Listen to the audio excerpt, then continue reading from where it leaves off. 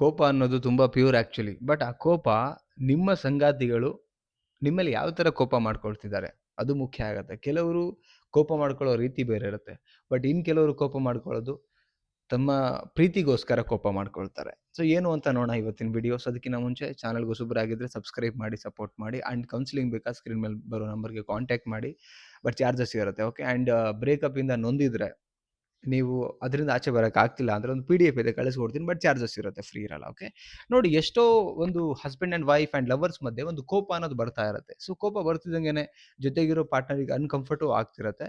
But ಕೋಪದ ಹಿಂದೆ ಇರತಕ್ಕಂಥ ನಿಜವಾದ ಸತ್ಯ ಏನು ಅಂತ ನೋಡ್ತಾ ಹೋಗೋಣ. ಫಸ್ಟ್ ಪಾಯಿಂಟ್ ಏನಂತ ಹೇಳಿದ್ರೆ, ಕೋಪ ಇದ್ದಾಗಲೇ ಒಂದು ಪಾಸಿಟಿವ್ನೆಸ್ ಅಂತ ಹೇಳ್ತೀವಿ. ಪಾಸಿಟಿವ್ನೆಸ್ ಅಂದರೆ ಇಟ್ ಮೀನ್ಸ್ ನಮ್ಮವರು ಅನ್ನೋದ್ರ ಮೇಲೆ ಕೋಪ ಮಾಡ್ಕೊಳ್ಳೋಕೆ ಸಾಧ್ಯ. ಯಾರೋ ರೋಡಲ್ಲಿ ಹೋಗೋರ ಮೇಲೆ ಅಥವಾ ಸಂಬಂಧನೇ ಇಲ್ದಿರತಕ್ಕಂಥ ವ್ಯಕ್ತಿ ಮೇಲೆ ಕೋಪ ಮಾಡ್ಕೊಳ್ಳೋಕ್ಕಾಗಲ್ಲ. ಈಗ ಎಕ್ಸಾಂಪಲ್, ನಿಮ್ಮ ವ್ಯಕ್ತಿ ಸ್ವಲ್ಪ ಆಚೆ ಈಚೆ ನಡ್ಕೊಂಡಾಗ ತಡ್ಕೊಳಕ್ಕಾಗ್ದಿರ ಆ ವ್ಯಕ್ತಿನ ನೀವು ಹಿಂಗಿರ್ಬೇಕು ಅನ್ನೋದನ್ನ ಇಮ್ಯಾಜಿನರಿ ಅಥವಾ ಹಿಂಗಿರ್ಬೇಕು ಅನ್ನೋದು ಬಯಸ್ತಾ ಇರ್ತೀರಿ.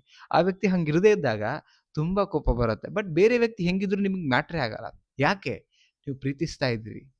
ಬಟ್ ಹಂಗಂತೇಳಿ ಆ ಕೋಪ ಜೀವನ ಪರ್ಯಂತ ಸುಖ ಸುಮ್ಮನೆ ಕಾರಣ ಇಲ್ದಿರ ಜಗಳಕ್ಕೆ ಅಂತ ಕೋಪ ಇರಬಾರ್ದು. ಅದಲ್ಲ ಆ್ಯಕ್ಚುಲಿ ಹೆಲ್ದಿ ಕೋಪ ಅಲ್ವೇ ಅಲ್ಲ. ಕೋಪ ಅಂತ ಹೇಳಿದ್ರೆ ನಿಮ್ಮವರನ್ನು ಬದಲಾವಣೆ ಮಾಡುವಂಥ ಕೋಪ ನಿಮ್ಮಲ್ಲಿ ಬರಲಿ, ಅದು ಒಳ್ಳೆತನದಿಂದ. ಆ್ಯಂಡ್ ನಿಮ್ಮ ಕೋಪ ಅವ್ರಿಗೆ ಅರ್ಥ ಆಗೋ ಥರ ಇರಲಿ. ಆ್ಯಂಡ್ ಆ ಕೋಪದಿಂದ ಪ್ರೀತಿ ಕಾಣೋ ಥರ ಇರಲಿ. ಇದು ಹೆಲ್ದಿ ಕೋಪ ಅಂತ ಹೇಳ್ಬೋದು. ಓಕೆ. ನಿಮ್ಮ ಲವರಲ್ಲೂ ಈ ಥರ ಕೋಪ ಇದ್ದರೆ ಬೆಸ್ಟ್ ಆ್ಯಕ್ಚುಲಿ. ಕೋಪನೇ ಇಲ್ಲ ಅಂತ ಹೇಳಿದ್ರೆ ಪ್ರೀತಿ ಕಾಣಲ್ಲ ಅಲ್ಲಿ. ಕೋಪ ಇಲ್ಲ ಅಂತ ಹೇಳಿದ್ರೆ ಲೈಕ್ ಪಾಸಿಟಿವ್ನೆಸ್ ಇರೋದೇ ಇಲ್ಲ. ಯಾರ ಮೇಲೆ ಕೋಪ ಬರುತ್ತೆ? ನಮ್ಮವರು ಅನ್ನೋ ಒಂದು ಹಿಡಿತ ಇರುತ್ತಲ್ಲ, ಆವಾಗ ಕೋಪ ಬರುತ್ತೆ. ಈ ಕೋಪನೇ ಇಲ್ಲ ಅಂತ ಹೇಳಿದ್ರೆ ಅವರು ಬೇರೆಯವರಾಗ್ಬಿಡ್ತಾರೆ ನನ್ನ ಪ್ರಕಾರ. Yes or no? Next point, ಕೋಪ ಮಾಡ್ಕೊಳ್ಳೋದು ಕ್ಷಣ ಹೊತ್ತು ಇರುತ್ತೆ. ಅದು ಪ್ರೀತಿ. ಈಗ ನಾನು ಅವಾಗಲೇ ಹೇಳಿದೆ, ಕೋಪ ಕಂಟಿನ್ಯೂಸ್ ಆಗಿ ಜಗಳ ಬರೋ ಥರ ಕೋಪ ಇರಬಾರ್ದು. ಕೋಪ ಇದ್ರೂ ಚೆಷ್ಟೇ ಇರಬೇಕು. ಒಂದು ಅರ್ಧ ಗಂಟೆ, 1 ಅವರ್, 2 ಅವರಲ್ಲಿ ಮತ್ತೆ ಒಂದಾಗಬೇಕು ಇಬ್ರು ಕಪಲ್ಸ್.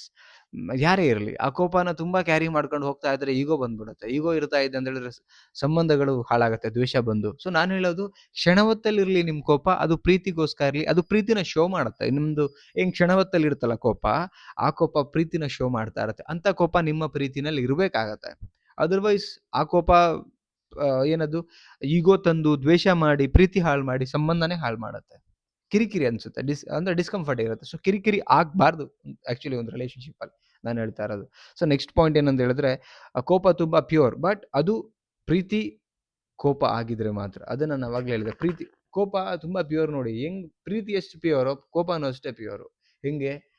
ನಮ್ಮವರು ನಮ್ಮಿಷ್ಟಂಗೆ ಇಲ್ಲ ಅಂತ ಹೇಳಿದ್ರೆ ಅಲ್ಲೂ ಒಂದು ಕೋಪ ಬರುತ್ತೆ. ಅದು ಪ್ಯೂರೇ. ಅಂದ್ರೆ ನಮ್ಮವರು ನಮ್ಮಿಷ್ಟಂಗೆ ಖುಷಿಯಾಗಿರ್ಲಿ ನಮ್ಮೊಟ್ಟಿಗೆ ಅಂತ ಬಯಸ್ತೀವಲ್ಲ, ದಟ್ಸ್ ಕಾಲ್ಡ್ ಪ್ಯೂರ್ ಲವ್. ನಮ್ಮಿಷ್ಟಂಗೆ ಇರ್ಬೇಕಲ್ಲ. ನಂಗಂದ್ರೆ ಸ್ವಾತಂತ್ರ್ಯ ಕಿತ್ಕೊಳ್ಳೋದು ಹೇಳ್ತಾ ಇಲ್ಲ. ನಮ್ಮಿಷ್ಟಂಗಿದ್ರೆ ನಾನು ಅವ್ರ ಇಷ್ಟಂಗೆ ಇರ್ಬೋದು, ಚೆನ್ನಾಗಿರ್ಬೋದು ಅನ್ನೋದು ಬಯಸ್ತೀವಲ್ಲ, ಆ ಕೋಪ ತುಂಬ ಪ್ಯೂರ್. ಆ ಕೋಪ ನಿಮ್ಮ ರಿಲೇಶನ್‌ಶಿಪ್ಪಲ್ಲಿ ಇರಲಿ ಆ್ಯಕ್ಚುಲಿ. ಓಕೆ.